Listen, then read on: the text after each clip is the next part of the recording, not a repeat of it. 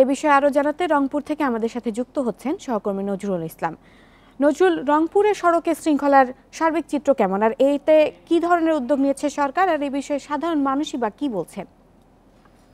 দেখুন, বেশ কয়েক বছর ধরে কিন্তু এই সড়কের নিরাপত্তার জন্য কিন্তু পুলিশের পক্ষ থেকে এবং সাধারণ মানুষের পক্ষ থেকে কিন্তু একটা অভিযান চলছিল। পুলিশের পক্ষ থেকে যেমন অভিযান করছিল যে মহাসড়কগুলোতে যানবাহন দ্রুত গতিতে না চালাতে পারে, তার জন্য কিন্তু ট্রাফিক পুলিশের পক্ষ থেকে কিন্তু বিভিন্ন জায়গায় বিভিন্ন মোড়ে চেকপোস্ট বসিয়ে কিন্তু তল্লাশি করা হয়েছিল। তারপরে কিন্তু অযোগ্য ড্রাইভার দ্বারা কিন্তু গাড়ি চালানোর কারণে কিন্তু অনেক সময়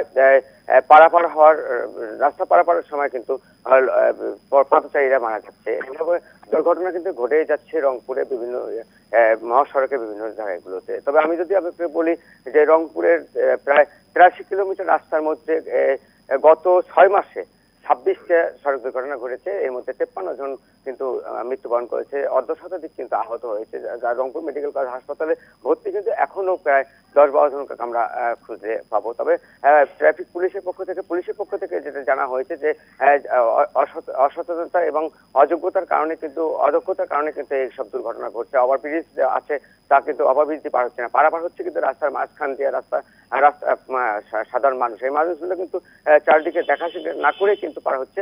আর দ্রুত গতিতে যেসব যানবাহন আছে এগুলো কিন্তু এই দুর্ঘটনার মেন কারণ। আর একটা কারণ হচ্ছে যে রাস্তায় যখন গাড়ি চলাচল করছে মহাসড়কের উপর দিয়ে, যেসব গাড়ি অযোগ্য ড্রাইভারগুলো হেলপার দিয়ে অনেক সময় চালাচ্ছে, তারা কিন্তু ঘুমের অবস্থায় কিন্তু তন্দ্রা অবস্থায় কিন্তু তারা গাড়িগুলো চালাচ্ছে। যেমন ঢাকা থেকে পঞ্চগড় যাওয়া পথে কিন্তু এইসব গাড়িগুলো যখন যাচ্ছে রাস্তা দিয়ে, তারা কিন্তু কিছু না বুঝে ওঠার আগে কিন্তু এইসব দুর্ঘটনা ঘটছে। বিভিন্ন জায়গায় ব্রিজে বিভিন্ন রাস্তার মাঝখানে কিন্তু পড়ে আছে দুটো গাড়ি মুখোমুখি সংঘর্ষে। গত পরশুদিন যেটি সংঘর্ষ হয়েছে পীরগঞ্জে, দুই বাসের মুখোমুখি সংঘর্ষে কিন্তু ৩ জন মারা গিয়েছে। কারণ ওই যে সামনাসামনি দুর্ঘটনাটা ঘটছে এইভাবে কিন্তু আছে।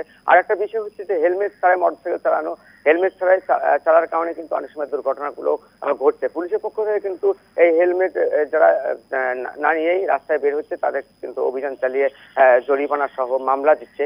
তারপরেও কিন্তু আবার দেখা যাচ্ছে অনেককে আবার পুলিশ ট্রাফিক সপ্তাহের দিনে ফুল দিয়ে তাদেরকে স্বাগত জানাচ্ছে, চকলেট দিচ্ছে।